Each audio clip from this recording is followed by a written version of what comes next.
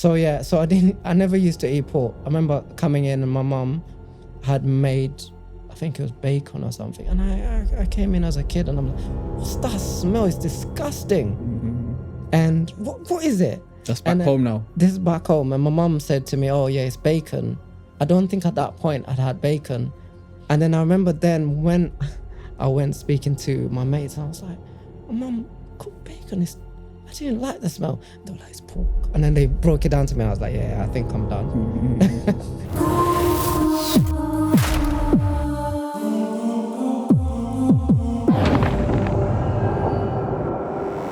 Bismillah and welcome to another episode of The Bridge. Today we have our dear brother Peter. Jazakumullah khair for coming, bro. And Shukran. before we start, we just want to say Eid Mubarak to everyone that's obviously celebrated Eid. I hope everyone has benefited. We haven't obviously been posting because it's Ramadan. Everyone's been really, really busy. So we appreciate everyone locking back in. So let's start. Peter, Barakallahu Fik for coming. Obviously, I didn't see you, but I know you became Muslim lately. Maybe we were talking, what, a month, 2 months? Nearly 2 months now. 2 months now, mashallah. And you're friends with Sais? I am, yeah. Cool. Or Malik. Oh, Malik. Oh, is that what he calls himself now? Malik, Jibril, Ibrahim. He's got a bag of names. He's got a lot of names. Okay, mashallah. I know him as Sais. So give us a little bit of background on that. We'll go to maybe where you're born and all of that, but you know, how come you thought of Islam? Why did you want to become a Muslim? Maybe get into that straight away. Okay, so going back to my childhood, Kenya, multicultural society. You were born there? Born there. Okay. 50% of the people are Muslim, 50% are Christian. So you have members of your family who are Christian. So I remember we moved to this particular area at one point, and it just so happened that everyone around me at the time, they were from Saudi Arabia. Okay. And I was thinking about this after having a chat with Imam Shakir when he was asking me about what brought me to Islam. And I remember the first time I went over, and I think it was during Ramadan, and I didn't really know too much about it. I used to hear about it, but not witness it. Mm-hmm. So I kind of witnessed it. We lived there for, I think, about 2 years. Started going to madrasa. Then I would talk to other people in the family. You would go madrasa yourself to learn? I would go with the other children. Okay. Yeah. And there was learning what, like Arabic, Quran? No, there was. Okay. There was. And, but they, you know, I say that they were from Saudi Arabia, but they're Swahili people. That's what I was going to ask. So Yeah. ethnically, they're from actually Kenya, Yeah. but they was probably raised up in Saudi. Yeah, raised in Saudi. And they came back. And then came back, yeah. Got you. Yeah. What was the area you talk? Which are you talking about? This In was Nairobi? because our house was being renovated. It was actually in Nairobi at the city centre that we lived at. Okay. Yeah. And there's a big mosque in the city centre, isn't There it? is, Jama yeah. Mosque. So we used to go there. Okay. Yeah. What was your age at that time? I think six Okay. or so. I remember first time I went to the mosque, I'd never seen anyone doing wudu. And I remember I was so curious. I was asking what's going on, and then they were explaining to me. This is all Kenya? Yeah, this is all Kenya. Okay. So that kind of stuck with me.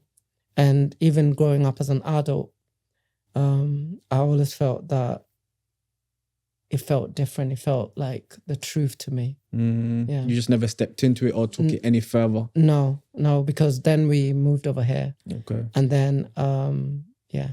Okay, so get into that now. I don't know, you're with Sais. What is it that brought you to Islam through Sais? Or was you, obviously, I know you brought it back to when you was younger, but where's the connection between younger and now? So I was reading into Islam, and over the years, I would be speaking to different people who are Muslim, and I would have different conversations with them. There were times where I almost felt that I should take my shahadah, but you know, at that time, I thought that I didn't want to be at that time, or I wasn't ready. But you know, learning more, I realized that you know Allah had not chosen me at that time, and so I remember having chats with Sais about it when he reverted, and I was speaking to him, especially when he went to Umrah, and then was exchanging messages. And then I said to him, I feel like I'm ready to take my shahada. And, you know, Sais, he doesn't waste time. He was like, Let's go. yeah, when I calm down, we can do this. And he made it happen. I think a week after he came back from Umrah, Yeah. then Peter came and took his shahadah at the masjid. Yeah, literally about a week after, Umrah. Okay. So, but looking at it, I'm just trying to maybe pinpoint, is there something? I mean, the only reason I ask this is because obviously a lot of people that watch are also non-Muslim. So I like to, for any river that comes, I like to just find out what is it specific. Sometimes for some people, it's the people's characteristics.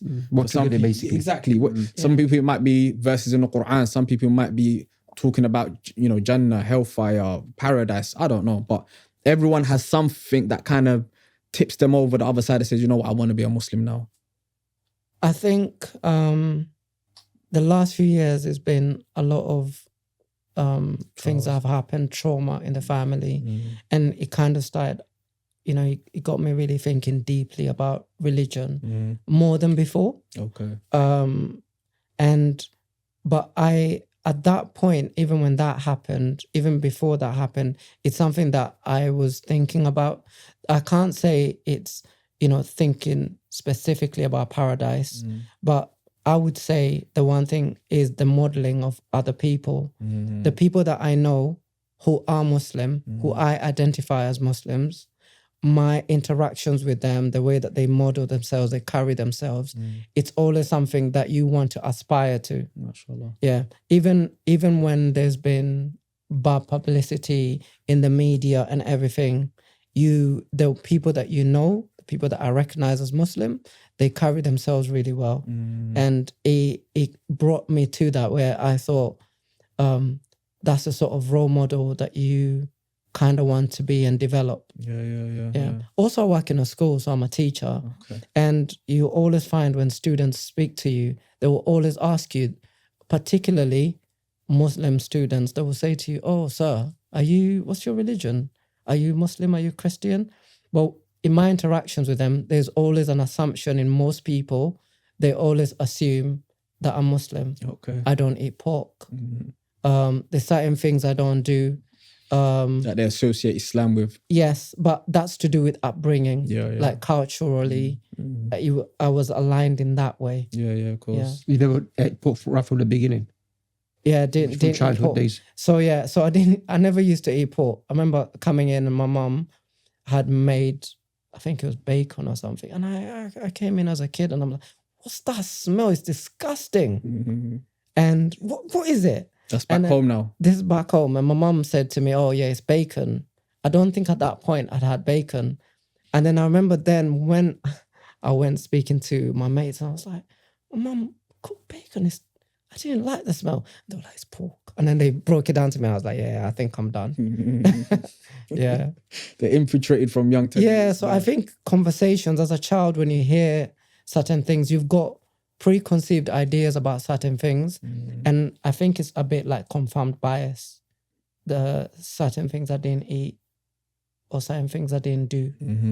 Based on who you was around. It was like almost aligned in that way to certain practices. Or you could say fitra, which is a natural disposition. Yeah. From your innate kind of like nature as a human being. Yeah. Remember the Messenger of Allah said every child is born a Muslim.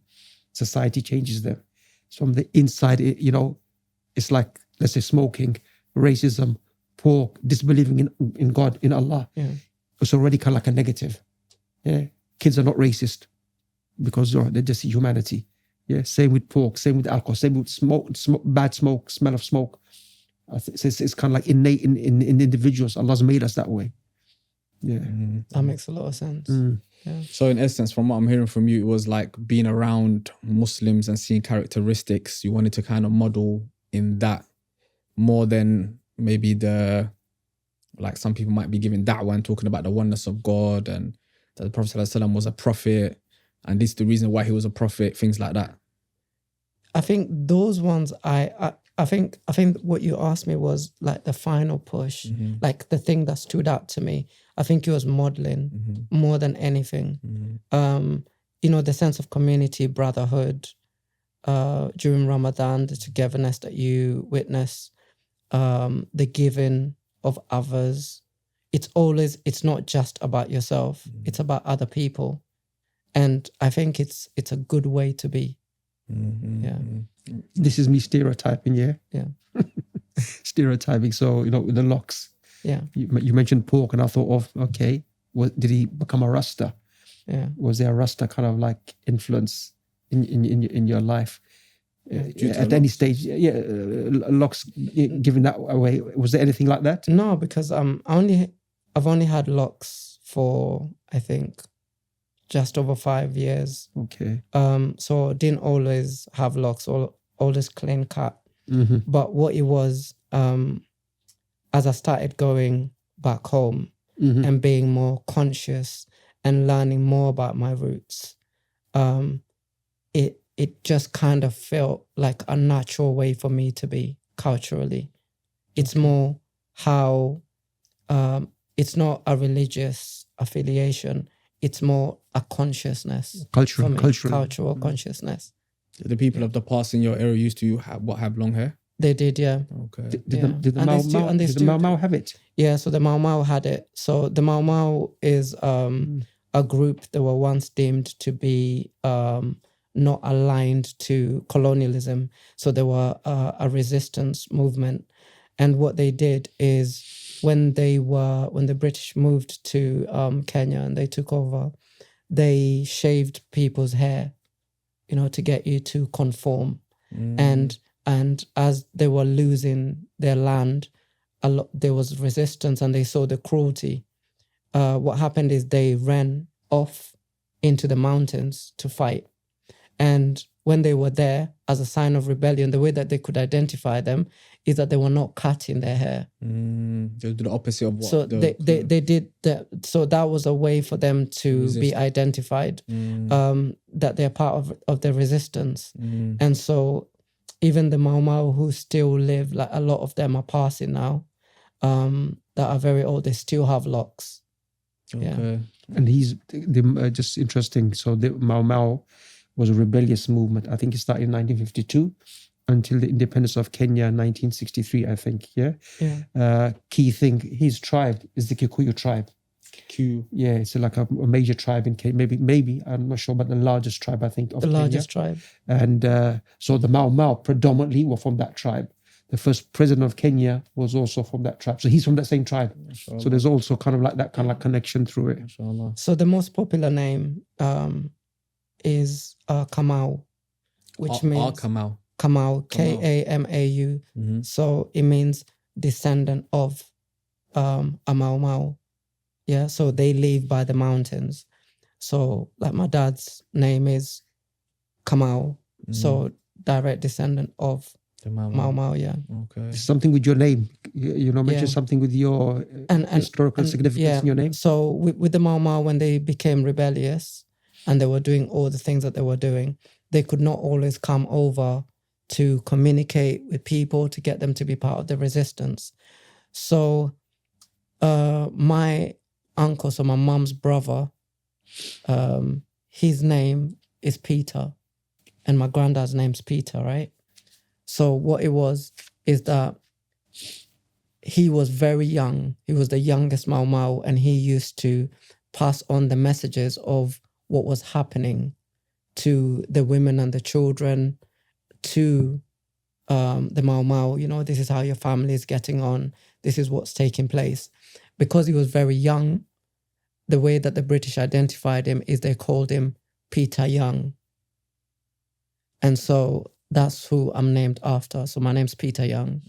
So that's a direct affiliation. So if you, for example, came to my hometown, like where I'm from, in Kiambu, my mom's side, there'll be a lot of people with the name Peter Young. Okay. And you'll be thinking, why have they got these British names? But it's actually, I know it's a British name, but that wasn't, it wasn't that reason. And they kept, so they were being identified as Peter Young like that. So as another form of rebellion, my uncle remained with that name and he identified himself as that. Yeah. I'm trying to understand the logic behind it. So he didn't obviously name himself Peter Young.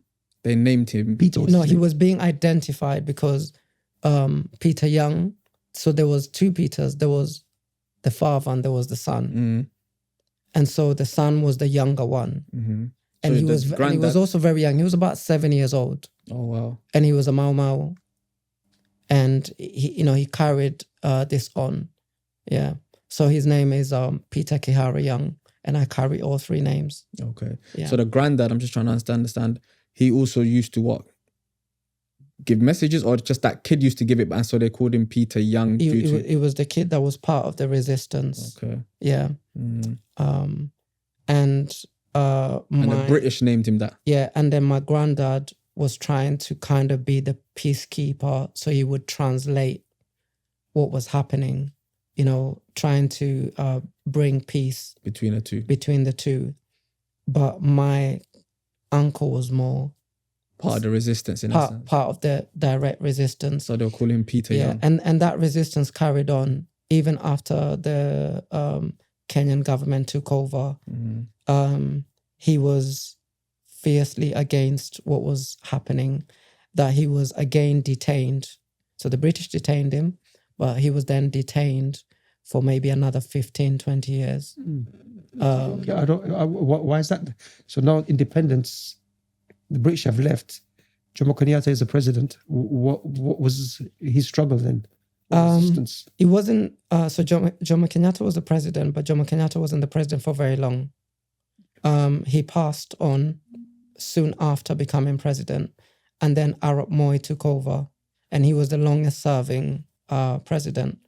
So during that time, Arap Moi detained a few people who were part of the resistance, who maybe didn't align with they didn't agree with how the country was being run. And so, yeah, he was detained. And then he was maybe in the 2000s or the late 90s, he was released. And he carried on, saying, how the country should be felt. They were more geared towards inequality in society and having a sense of community. And even when he passed on, the prime minister came to his funeral. They were directly identified as someone who now he's not seen as part of that resistance. Now he's seen as part of the freedom fighters, and he's respected for that. Okay. Yeah. Okay. Crazy. There's a lot of history there, isn't it? There is, yeah. There's history. Crazy. It was interesting, there's a lot of Islamic or Arabic words in Swahili language. Swahili itself, it means coast. So the language is kind of like, developed from the coastal people mixing with Arabs. So a lot of the words would be, originating from Arabic. Like when you say, habari yako, habari is from khabar, news. When you say thank you, it's asanti, which is ahsanta. For the Arab, you've done well. But interestingly, so... Yeah, hadithi is what it is. Yeah. Yeah, dunya. Dunya is used, see. So the son of the first president, Jomo Kenyatta, was born on the day of independence. His name is Uhuru. He was just the last president. Uhuru, from Hurriya, coming from freedom. Yeah, and I think there's a building called Uhuru, or was there? Yeah, there's a park, Uhuru Park. Uhuru Park, yeah. So Freedom Park. Freedom Park, basically. But Uhuru is an Arabic word. Yeah. It's crazy. Crazy. You'd think the whole place would be Muslim then, really. Trust me, you mentioned 50%. Officially, I looked it up. 20%. Say 20%, yeah. But, They say 20%. But brothers who go there, they say everywhere you go, Muslim presence, just like, So, yeah, if you go to the coastline, is predominantly Muslim. Yeah. Then, but also it's very hard to identify because the data is a bit skewed because you also have another majority who are not practicing. They might identify as Muslim or the ones who are a Muslim, is easy to identify them because they proclaim it. But some people claim to be Christians, but they're not actually practicing. So, yeah, in that way. Do you think there's a deliberate strategy? You see that quite a lot in African countries where, Christians are given the power. Muslims especially in government positions are very few. and the numbers are always put down. Percentages of Muslims always. Tanzania, I was reading about Tanzania, had a book, and there was a minister who became a minister in the Tanzanian government. And he basically said, he became Minister of Education. He changed the marking system because they used to have a name for the student. The examiner sees the name and marks it. He said, no names, numbers. The examiner sees a number. Yeah, this is a book. I actually got this book at home still. First year after this implementation of this kind of like law, the numbers of Muslims passing increased. Basically, what he was saying, there was a deliberate kind of like strategy to downplay Muslims so they don't get into positions of authority. Yeah, that was Tanzania. So do you think in Kenya, 20%, okay, you guys are minority, you're not 50%. Is there strategy behind it? I wouldn't know in that way, but a very good example is if you look at America, there was absolute fear when people thought that Obama was Muslim. Yeah. So, but in Kenya, it will be very hard to. I know people in government, they're more likely to be more wary of you if you are Muslim, because there's certain practices that you can't do in terms of corruption. I would say it's very hard to corrupt someone who's a practicing Muslim, and that might be one of the cases. But there are some. So in the coastal regions, remember in the coastal regions of Kenya, you will go to places like Lamu, Malindi, and there's also Arabic people who live there, and they've lived there for centuries. Okay, and they've intermarried, and they've become now the Swahili people. Most of the people in government are from those tribes. Then you've also got people of Somalian heritage or Somalian descent. They're also in government, but it's because they make up the majority because it's a democratic system, right? And it's, that's how it is. But I think in time, things are going to change, because now when you watch the news, you will see ladies wearing a hijab, and in the government, which in Kenya before wasn't. There's Muslims in government. There's Muslims in government now. Yeah. I don't get the fear though. Like, especially in Tanzania. Tanzania is meant to be like a majority Muslim. Tanzania, I think people say it's like, I think officially they say it's like 40 or 35%. Is it? I think people say like 80% Muslim. Yeah, it's 80%. Definitely. 80% Muslim Tanzania. It's the same with the Ethiopia story. Like, they try to downplay and be like, it's my... brothers go to Ethiopia and say, look, Addis Ababa seems like a Muslim country. Adhan, masjids are full, hijab everywhere. I don't know. So Tanzanian people are Swahili people. They've intermarried between... they don't speak any other language.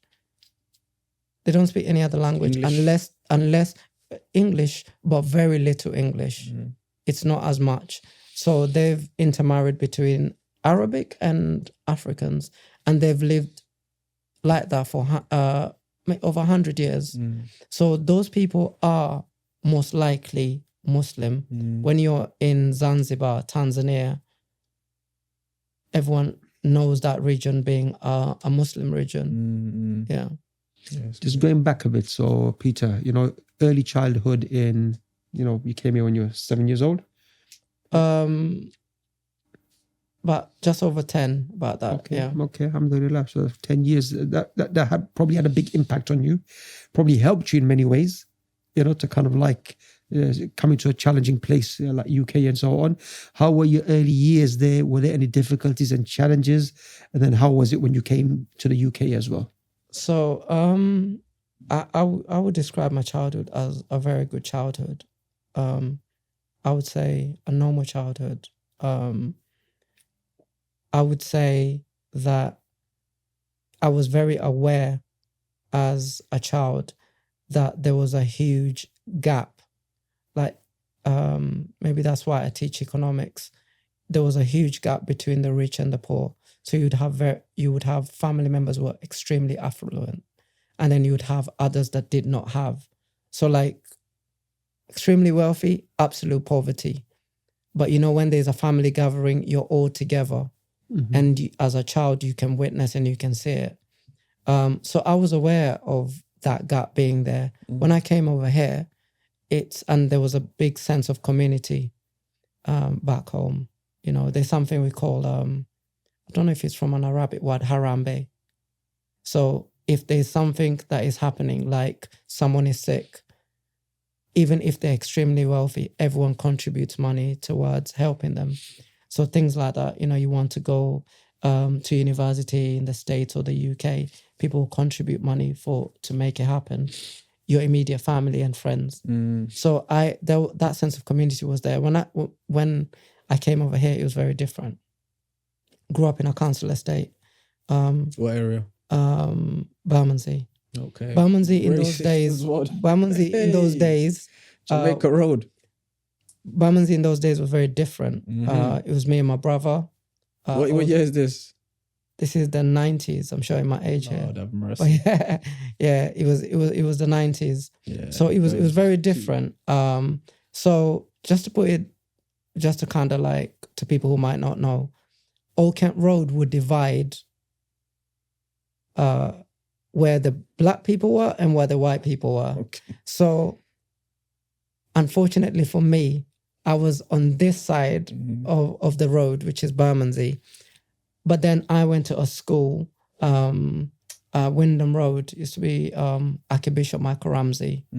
And it was, I would say, 90% black.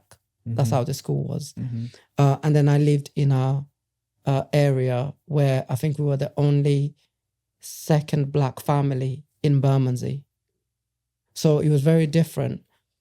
I didn't directly experience racism, but I saw things like neighbors having flags saying, if you want a black neighbor, vote Labour, things like that. No way. Yeah. If you want a black neighbor, vote Labour. Yeah. If you want a black neighbor, vote Labour.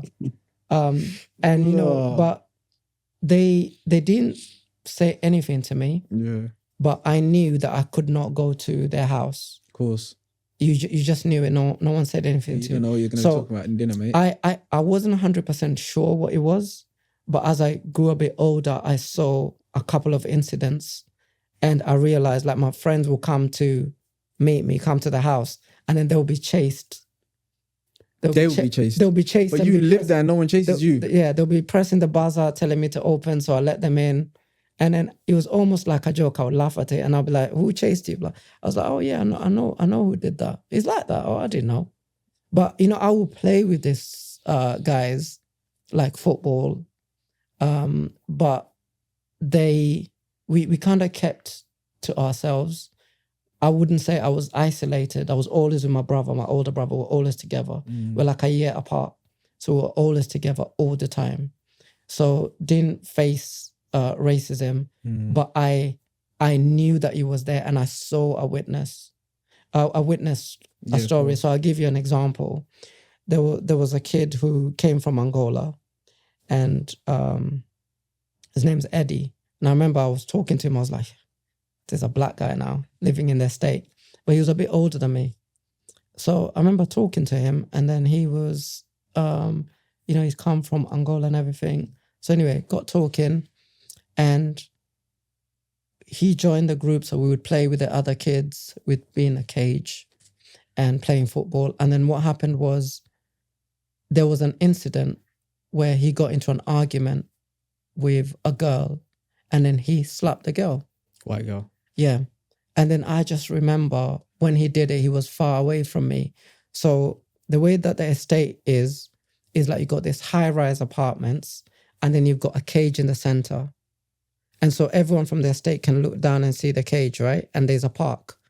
So I just had shouting and screaming.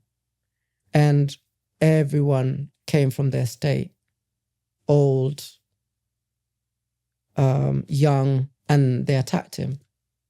They all attacked him and beat him up. And I remember I was like, people I was playing with, they were attacking him, using the N-word. Yeah. So it was a bit odd. They didn't touch you. Yeah, I didn't have any issues with where I lived. Because some would say if they was racist, some would argue if they was racist, why didn't they beat you up? Yeah, the only racism I directly experienced was from the police. You know, the first person to ever call me the N-word was a policeman. The one that's meant to uphold the law. Yeah, and that happened on a regular basis. Peter, did you come? Who did you come with? Mom and dad, mom? Yeah, I came with mom. Yeah, Okay. came with mom. Yeah. Okay, and there's just only two of you. Two. So Your family of 3. Yeah. Okay, you got another sibling. Yeah, I got one sibling. Oh, just the brother. Okay. 2 brothers and my mom. Yeah. Okay. And in terms of what about for your brother and your mom? Difficulties or?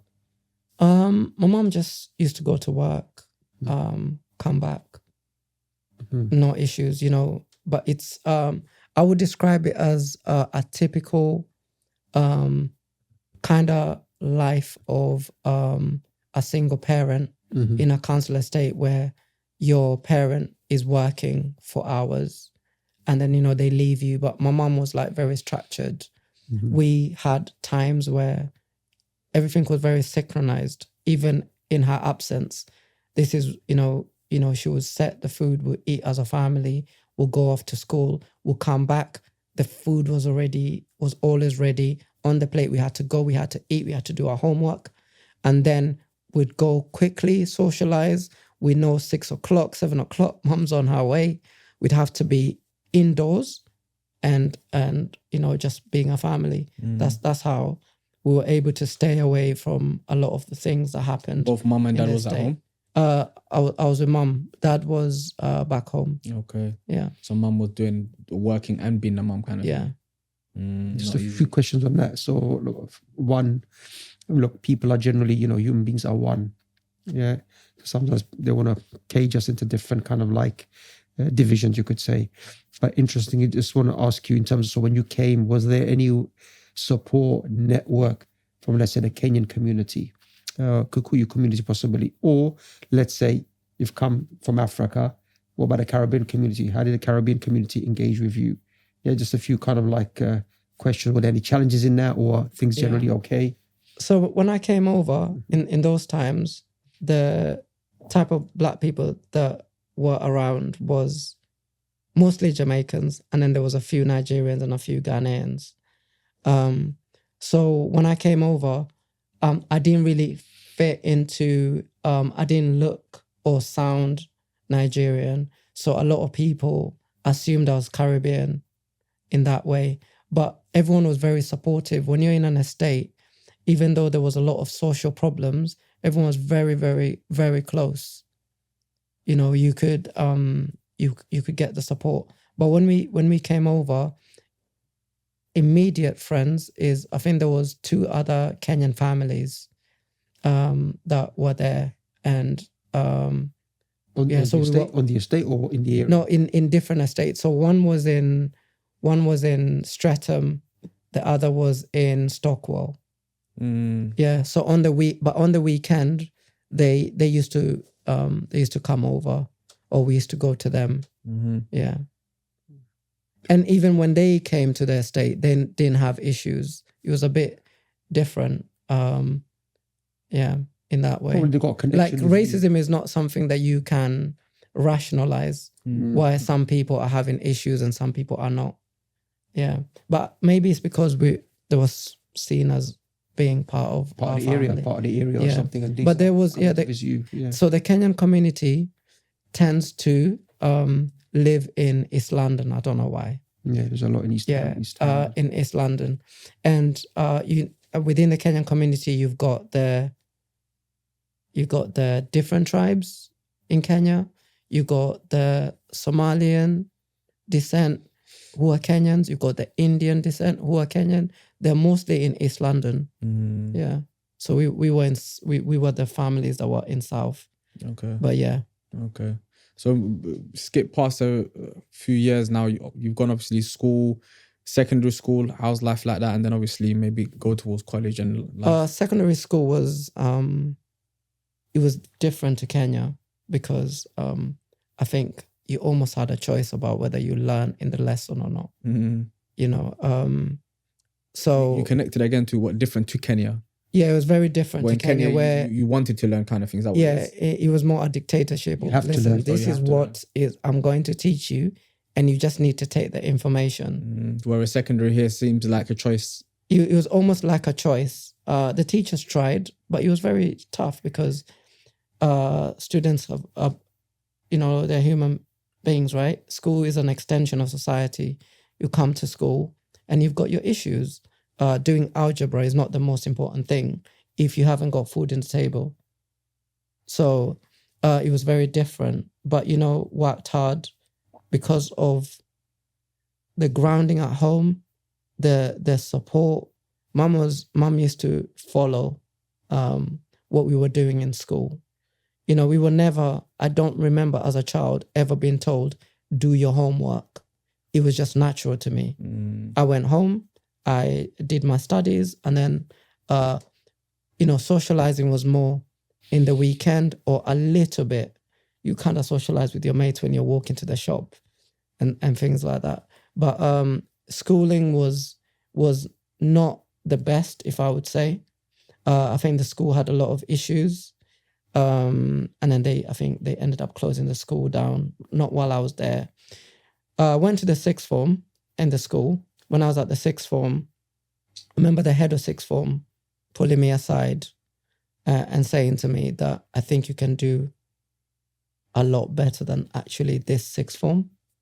Mr. O'Brien, he had a chat with me and he said to me, I'd like you to go to another sixth form and a bigger college because you need to open your mind, your horizons. You could see that he was more intellectually maybe gifted than what the norm was there, I'm guessing. Yeah, well, there was a lot of people who were more, I think it was more the commitment that he appreciated. So then I was there for a year in the sixth form. And then I went to a college that had mostly middle-class background. It's in Balham.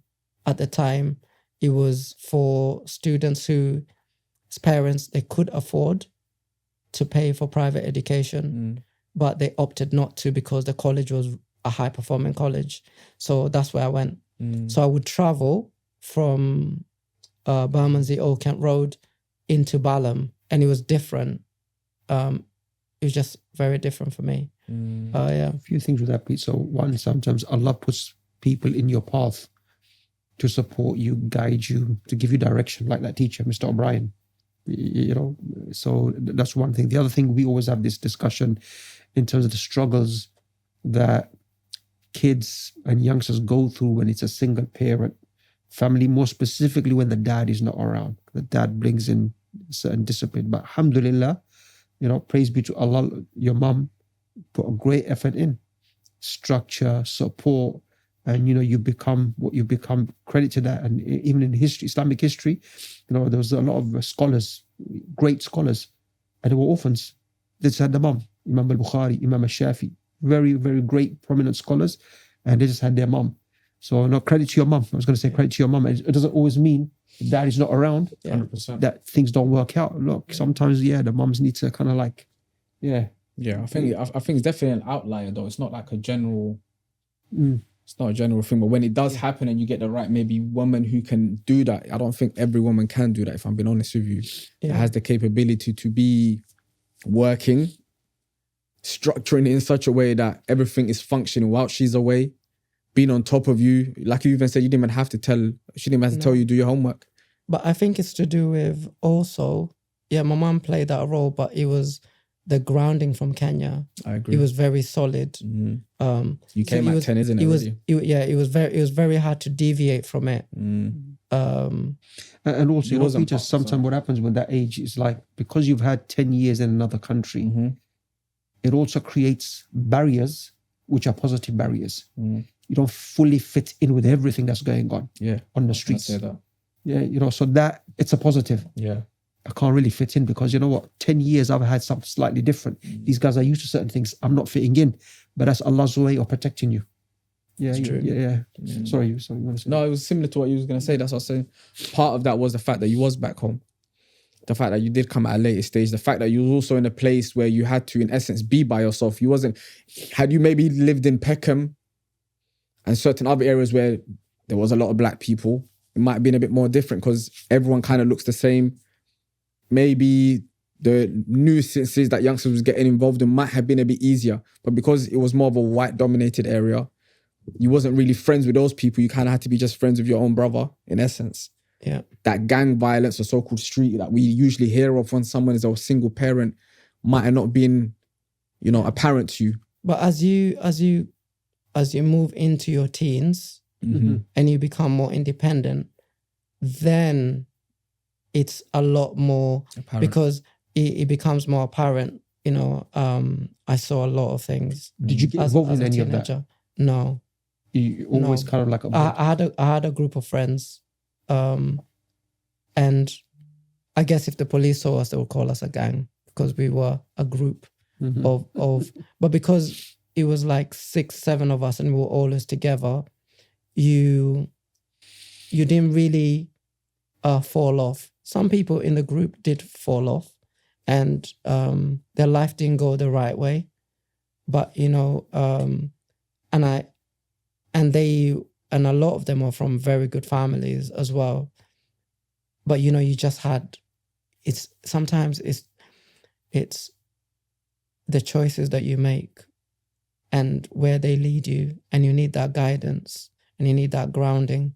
And they had that grounding, and I can't explain why they made certain choices where their life went completely the wrong way. But you can talk about the choices you made. So why didn't you then go that path? Why didn't you feel like I need to smoke and be like them? Well, I can't say I didn't smoke. I did try, like most people. Just assume good boy all the way through. No. I did all this. Drinking, no porn. No. Perfect Muslim. I drinking. I was going out. I was partying. But what it was, like I said, it's to do with your family, like the grounding that you have. You're making choices, but you know that there's a certain extent and there's a certain limit to the problems that you can cause your family. Does that make sense? Like one of the rules was, do not do anything that causes an embarrassment to the family, to yourself and to the family. Do not bring police to the door under no circumstances. These are rules who made your mum? That was the general rule, I think, for everybody in their family. They were told these things. Maybe some people, when they were making those decisions, that didn't stay with them. Because sometimes you make decisions impulsively and you live to regret it. Of course. I know some very good people who've made some very silly mistakes anger at the moment, and it's affected them to this day. So we say, look, like families, that's a kind of like a rule. I think your circumstances are very different. A blessing, because not everybody thinks like this. Youngsters do things, and the last thing they think, forget about my mum and dad. Please come, they come, isn't it? So, alhamdulillah, from your Kenyan upbringing up to here with mom, that's like, you could say good, morals that ingrained in you from your family. I mean, I had a radius of where, like if I was on a bike, there was like a certain radius I was not allowed to pass. But I remember one time I decided with my brother, we're going to go cycling off somewhere. So we were cycling, going down the hill, and our neighbor passed us in his van, and we knew we were doomed. We knew we were doomed. He's going to tell mum. He's going to tell mum. So, we rushed home quickly, had a shower, and then we just settled. And mum came over and she said, you guys are indoors. You were seeing a blah, blah. And I was like, where's that? No. We had to fib, but I could see like my mum's horror. Like we were not. And just out of interest, was that neighbor African or now a white neighbor? He was an African neighbor. Okay. He made sure he snitched on you. He told mum everything that happened. He's speaking the truth, and he snitched on you, man. Unfortunately, I never confessed to my mum She's gonna hear this now. And a few years ago, we were just, sitting at home as a family. You brought it up. And then me and my brother was talking about it. Yeah. And my mum looked at us with disappointment. Because to this day, You didn't say she held it in her heart that, the neighbor was lying. about her children. And we had to say, to be honest, he wasn't lying. It was We went further than what he said. Yeah. So this 1 second, this radius is just some area that she said you can't go past. Yeah, like if you're cycling, okay, so you could not. And what was the reason for that? So you could not go to the Blue. Oh yeah, because the Blue was very racist. Pub basically. Yeah. You're not allowed to go into North Peckham Estate. Mm-hmm. Yeah, so in those days it was to be North Peckham Estate. Mm-hmm. North Peckham Estate is where the Damilola Taylor Centre used to stand. So that estate, to a lot of people, it's a new estate, but it's demolished now and they've revamped it again. Mm-hmm. So there was certain places you could not go. Yeah, you were just not allowed to. Because she saw obviously the negative things that could come out from it. If it was the Blue, you'd get beaten up. If it's North Peckham, maybe gang violence. Yeah. She was trying to stop you. But from again, that. I was always with my brother, so we would counsel each other like, should we be good? I think we should go back. So that was there. And you're right in that if I didn't have like my brother to speak to regularly, that when you're in a house and you're sharing your room with somebody, they know everything about you. Mm-hmm. You go to the same school, go to the same college, you're studying the same subjects in sixth form. I think we were always that close until I saw more of London when I went to Balham, because now I was taking the bus and taking the tube. I was interacting with different people, had different sets of friends. And so it was a bit different. When my brother's having difficulties, I would look at it. I wouldn't understand. I'll be able to tell him, like, that's not normal. What is happening there? Like, what's going on? Yeah. So even in time, my brother became friends with people from my college rather than the people that he knew in the area. Yeah. When did you, you're a teacher now, so I'm assuming you went to university. Yeah, I didn't go to university straight away. I wasn't sure what I wanted to study. And just like anyone else, you do different types of jobs. Okay. And got into teaching about 13 years ago. Okay. It's actually a friend of mine who was a teacher, and he went straight from college. He went into education, did uni did education, so became a teacher at 22, and his name's Luke Thomas. Mashallah. And he's still a teacher to this day. So he would speak to me frequently. He would say to me, what are you doing? Okay, have you considered teaching? I had another close friend as well. I describe as a family friend, Yvonne. She was a teacher from 22 as well. So I just remember speaking to them, and they had all these holidays that they used to. I used to be like, do you guys really work? Like, what's going on? You're always off. And so they were telling me, you can get into teaching, you can do this. So I started by volunteering. So Luke kind of tricked me. He said to me, oh, are you sure you don't want to try teaching? And I said to him, I don't think it's for me. He said, okay, look, I'd had an accident at the time and I was off. And he said to me, why don't you come in and maybe volunteer, because you're not doing anything. So I went to John Rowan School. It's in Greenwich. And I started going there, I think, on a Friday. And then I was sitting in his class. I would see him teaching. And then I saw so many teachers who were like so much younger than what I thought. And so I was volunteering, then start having discussions with different students. And then I said to him, yeah, I think I'm going to get into teaching. He was like, yeah, I thought you would. Then to be a teacher, you needed experience. So I already had the experience. So secondary experience, but you also now need a primary school experience. So I said to myself, I'm going to go to a primary school to get experience. And, you know, alhamdulillah, it was so difficult to get experience in a primary school. Just imagine, you just send applications or emails saying you want to come and observe children. They're like, what is wrong with this person? No one even replies. Yeah, it sounds So one day I decided to, walk to this school. And when I was standing outside the school, I was trying to write down the number. This guy walked over and then he tapped me on my shoulder and he said to me, what are you doing here? I said, oh, good to see you. He said to me, what are you doing here? I said, oh, you know, I want to become a teacher, so I need experience. He said, oh, that's amazing. I actually work at the school. And he said to me, I said, oh, I've been trying for about 2 months, like no one's responding. And he said, what can you do on Monday? Can you come in on Monday? So I went in on Monday. I was on time, got there. And I said, his name actually Ken. He's one of the sickest head teachers in the country, actually. So I went in to say, came to see my mate Ken, he works here.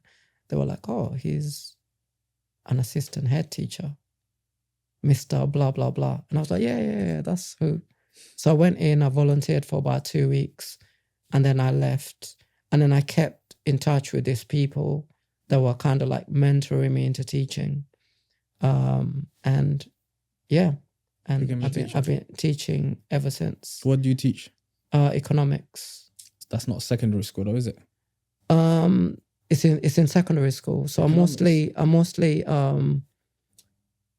What would that come under though? Because I know unless they've changed it, I know school used to have specific like English, math, science. So now schools is compulsory education until the age of 18. Oh. So you've got the school, well, lower school, up to year 11. And then most schools now, they've got their sixth form. So they call that school now? That's all part of the school. Okay. Yeah. Yeah, it's all schooling, but, you know, we don't tell the sixth formers that. We tell them this, you know, sixth form, we refer to as sixth form. But they're part of the school. But you're teaching a higher kind of side. Yeah, because of the subject. I teach a bit of business studies as well. So I'll get to teach like year 11s. Yeah. But even then, you know, like this, again, with this head teacher, assistant head at that time, Ken, it's like, look, Allah, you know what, opening up hearts and support for you through individuals. Exactly. And all those people, you know, like Ken is an amazing head teacher, like I said. Luke, he's an assistant head. Okay. Yvonne is an assistant head as well. You're still in touch with them, yeah? Still very close friends with all of them. MashaAllah. But obviously then, you know, you grow your own network, maybe away from people that you grew up with. But it was a very good example, like I was saying to you about modeling, in that when you have friends and certain things are happening, you've got when you're going through your trials and tribulations as a 21-year-old, you've got a friend who's 21 who's a teacher. Like the kind of advice that they will tell you 100%. or the kind of feedback that they will give you will be very different. They're not telling you, oh, this happened on road. Do you know this thing's happened to this guy? They're kind of telling you like, you don't want to believe that I had a hectic week. You're like, what happened? I had an argument with my manager, you know? And it's a different also good role models. Yeah, very good role models. Very good role models. Colleagues, you are who your friends are. Yeah. You are who your friends are. Okay, it's not even baffling, but it's always nice when I hear your conversations and you just reflect it back to the deen, Sheikh. Because the Prophet ﷺ speaks about all of these etiquettes. Yes. How many hadiths do you have about you are who your friends are? In essence, basically. Many. But also it's important. Environment, all of that. I think also it's important that what they were doing, I wasn't doing at that time. So it's important to have a wide array of friends that have got similar values to you. So, you know, if you're if you're like a head teacher and you only want to socialize with head teachers, Mm-hmm. it means that you don't have full exposure. 100%. So it's the same thing when you're a teacher and you're starting off, or you're doing well for yourself. You still have to identify other people. Like since I got into teaching, I've got other people into teaching. Inshallah. You know, by having discussions with them, saying, "Have you considered teaching?" Oh, actually, there's a high demand for Black and brown people to come into education. Is this something you want to consider? You know, and then, you know, you come to them and you explain to them. And most people do not want to come into teaching because they think they're going to just deal with very bad behavior. Yeah. And majority of it is not everyone who is a teacher who's in a very, let's call it rough school, actually deals with very poor behavior. When the students are in front of them, they just pattern up. They do the right things. Yes, after school and things like this. Yeah, it's only when they leave school. When did you meet Sais? So I met Sais at my first school, my officially first school. Yeah. So we worked together, and then I think that's when he then left to go and start Mentivity. Okay. And then he came back with Mentivity. And it was inspirational to see that, you know, you've left where you're working and you come in and you're at a strategic level. But Say's always had this grounding of community. He's always been like that. It's all about community. It's all about giving back. It's always doing the right thing for young people. Mashallah. Yeah. And so he was able to set it up. But yeah, so, you know, we were having conversations. There might be meetups. You know, you cross paths as well. Yeah. He's a very balanced guy, mashallah. Just out of time, just because obviously we're going to cover lots of topics and we ain't got the time. Yeah. To fast forward all that, now you're a teacher. You've been a teacher. I'm guessing how long now? Maybe over 12 years now. 12 years, okay, Yeah. mashallah. Yeah. And that's still the economics, same school? So, economics. When I became a teacher, I learned so much in my year training that I was like, I want to be a teacher, but I want to be a teacher in my own area that I grew up. So the first job that I got was at Old Kent Road, Mashallah. literally 2 minutes away from Jeffrey Chaucer. Wolf Academy. Oh, okay. Yeah. So You didn't teach him, did you? You're not that old, yeah? no. Did you go to Wolf? Oh, yeah. Oh, okay. Which year? It was school called Water School. Oh, okay. No. He wasn't a good kid. Yeah. He wouldn't have been part of your network. But we might know people who are still there, like Mr. Cave. Mr. Cave, Yeah, still I'm still in touch with Mr. Cave. Good networks in there. Yeah, but we'll leave that for different convo. Yeah. Yeah, so you went back to where you was Yeah. So to give back in essence, or what was the reasoning? That's what I wanted to do. I just wanted to experience. I felt that I could relate to what the students are going through. If they speak to me, you know, about things that they're going through, I could totally understand it. You know, they say to me, you know, I was at Adventure Playground, this thing happened. Yeah. And then I was like, oh yeah, I used to go there. So yeah, I had beautiful 2 years there. Then I moved to another school further down East Street, literally walking distance. I was there for 8 years. So yeah, I'm very, very local. So when I walk in that community, in that area, I know so many people, so many young people. You know, they tap me and yeah, and you know, they have conversations with me. Teaching is probably one of the most unrespected kind of fields, in the sense that it doesn't have the value that it deserves. Like, it's not put up there like, I don't know, doctors or whatever. Do you know what I'm trying to say to you? Yeah. But it's probably one of the most impactful.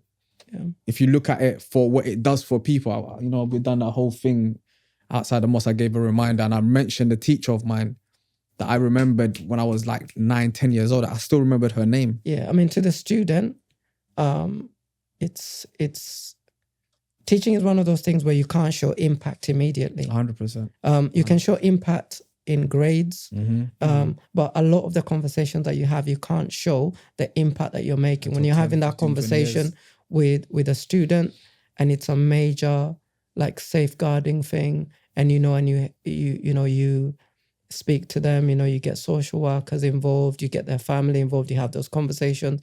You can't show that. But yeah, and then I think there's a difference though. Yeah. There's a difference for some, it's like a job, 9 to 5, 8 to 3, whatever. For others, like you said, it's bigger than that. And that's why those kids, for example, they remember you. They see you on East Street, South London. Oh, sir, you know what? You used to teach us. Because it's about what you're teaching, what intention do you have in terms of teaching them? I think people go into teaching for different reasons. Yeah, Some people, they go into teaching for their love of their subject. They love biology and they want to share biology with other people. Some people, they want to share, they want to work with young people. Do you see what I mean? So people are there for different reasons, but everybody is geared towards the same thing to make you become better each day. Yeah. That comes. keep in mind that the prophets of Allah are teachers also. Yeah, the prophets of Allah Almighty were teachers. Moses, Jesus, Muhammad, alayhi salatu wasalam, were all teachers. So it's like he's saying, people might not see it as value. The value, but it's a great position. Just to wrap it up then, and you've been a Muslim now 2 months, you said, I think. 2 months. What's life like being a Muslim?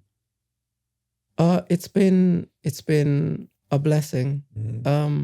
I can't explain it in words. I can't explain it in words. Okay. Like I was saying before, I was working down the road, and then I moved and I went to work in a completely different atmosphere in West London.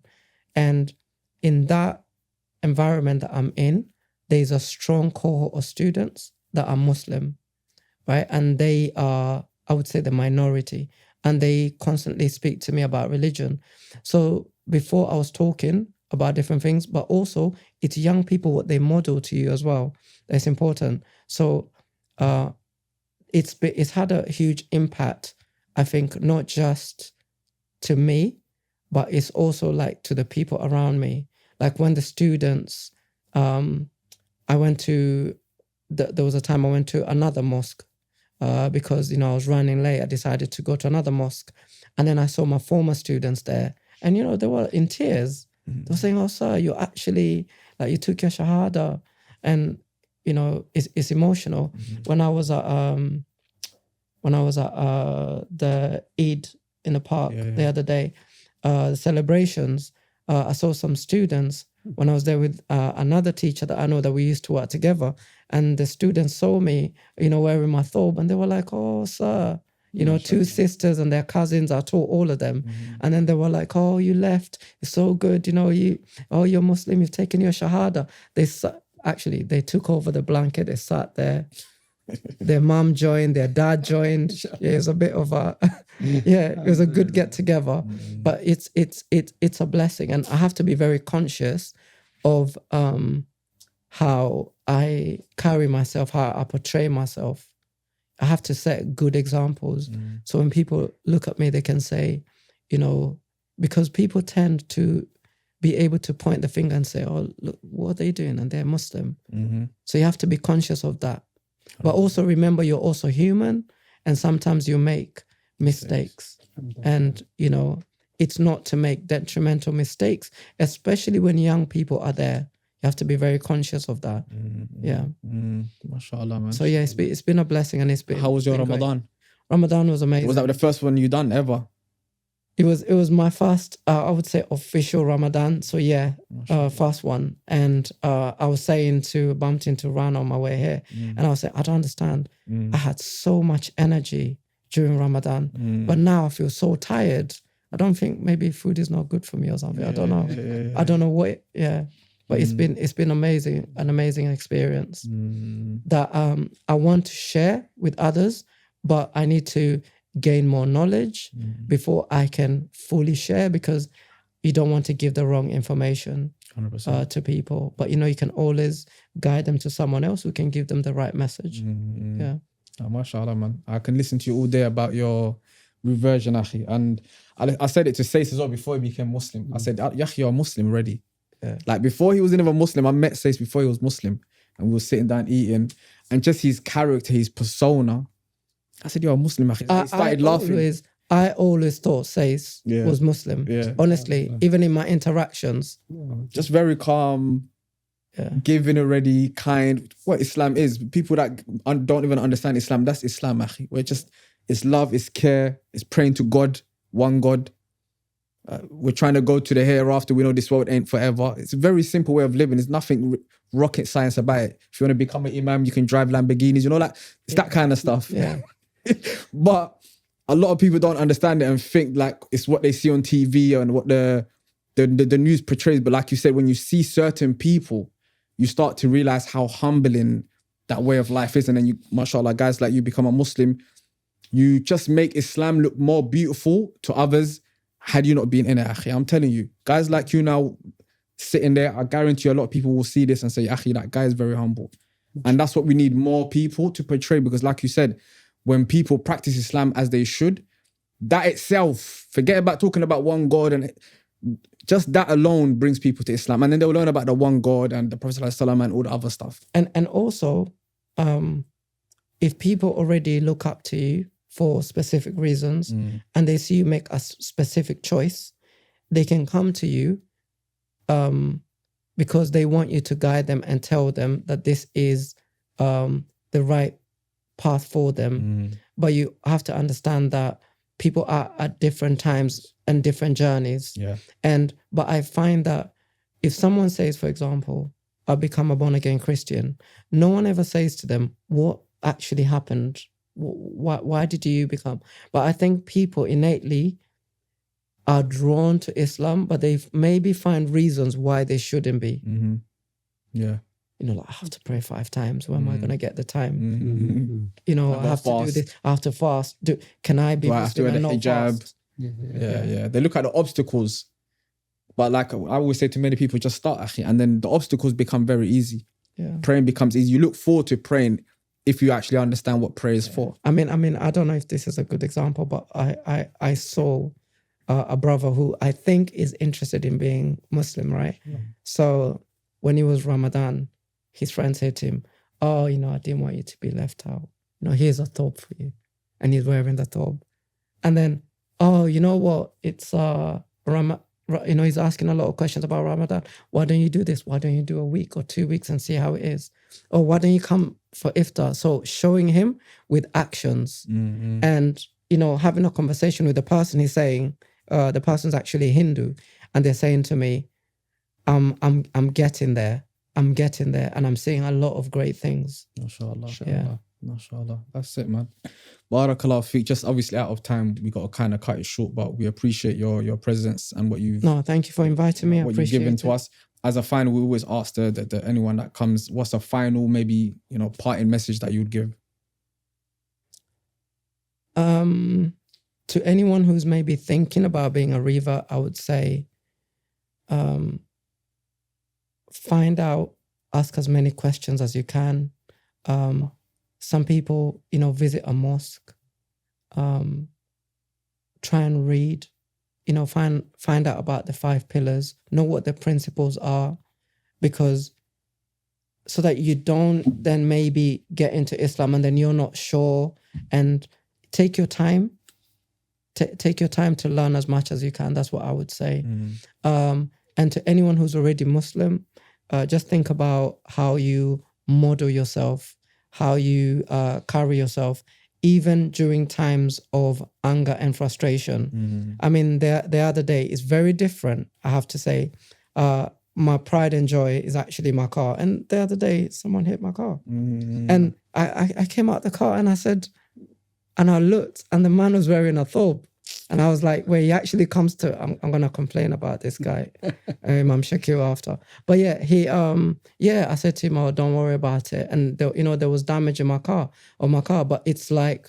You said, don't worry about it. Yeah, I said to him, don't... I said, actually, let's take this to the court. No, I said to him, don't, it's not huge damage. Yeah. But I could see it was actually not a genuine mistake. Yeah. It was a genuine mistake. Yeah, it wasn't intentional. And it wasn't intentional, and I could relate to it because he was trying to look for a parking space because he was coming for no, it wasn't for Eid. It was actually for Tarawih it was for Iftar. Isha. It was for Isha. Okay. Yeah, so Doing it's it fi sabilillah. understandable. Yeah, but He's you know looking for when I God, but see him, just hitting people up. yeah, I might tell him he owes me a meal or something if he's watching. Barakallah fik, akhi, Yeah, for thank you so much. I appreciate No, the jazakumullah khair. invitation. Thank you. And for everyone watching, we'll catch you on the next one. Wassalamu alaikum wa rahmatullahi wa barakatuh.